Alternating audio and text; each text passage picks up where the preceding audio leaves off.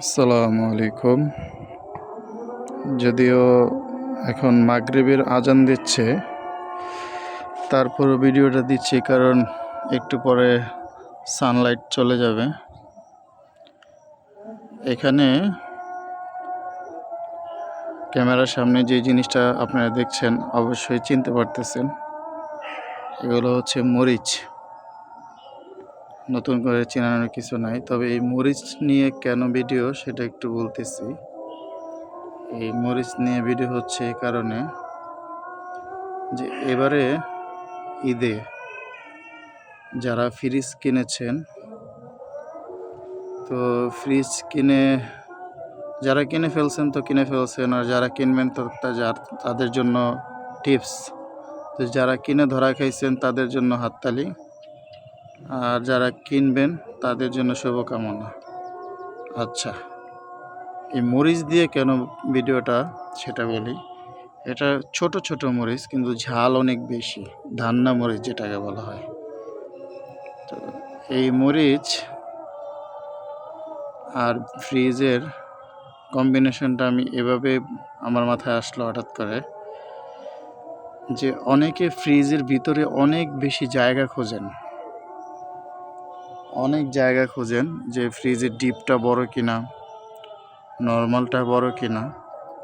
হ্যাঁ, নর্মালটা বড় হলে ভালো হয়, তবে ডিপের ক্ষেত্রে একটু আমার মনে হয় মেজারমেন্টটা ঠিক থাকলে ভালো হয়।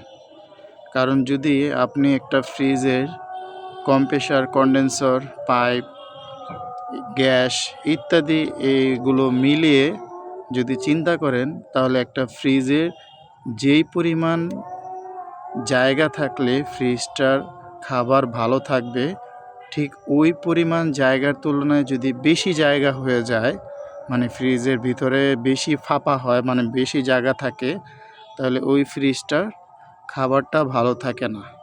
কেন ভালো থাকে না? কারণ ওই ফ্রিজটা আর্দ্রতা ধরে রাখতে পারে না, চারিদিকে সঠিক পরিমাণে তাপমাত্রা ঠান্ডা পৌঁছাতে পারে না, এবং কিছুক্ষণ পর পর কম্প্রেসারটা চলতে হয়, যার ফলে ফ্রিজের যে খাবারের গুণগত মান সেটা ধরে রাখতে পারে না। খাবারের মধ্যে যেই রস আছে, খাবারের মধ্যে যে রস আছে সেই রসটা শুকায় যায়, কিছুক্ষণ পর পর সেটা গলে যায়, যার ফলে খাবারটা শুটকি ভাব হয়ে যায়, অথবা খাবারটা শুকনো লাগে বা বিষাদ হয়ে যায়।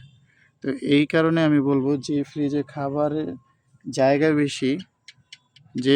জায়গা বেশি ওই ফ্রিজে যে ভালো তা কিন্তু না। তো মোটামুটি একটু জায়গা আছে এবং একটা স্ট্যান্ডার্ড মাপের অনুযায়ী জায়গা, সেই ফ্রিজটা কিনবেন আপনারা। বিশাল জায়গা দেখে ফ্রিজ কিনবেন না দয়া করে, এতে খাবারের গুণগত মান ভালো থাকবে না। তো সবাই ভালো থাকবেন, আর আমার পেজটা লাইক শেয়ার দিবেন, সাবস্ক্রাইব করবেন। আসসালামু আলাইকুম।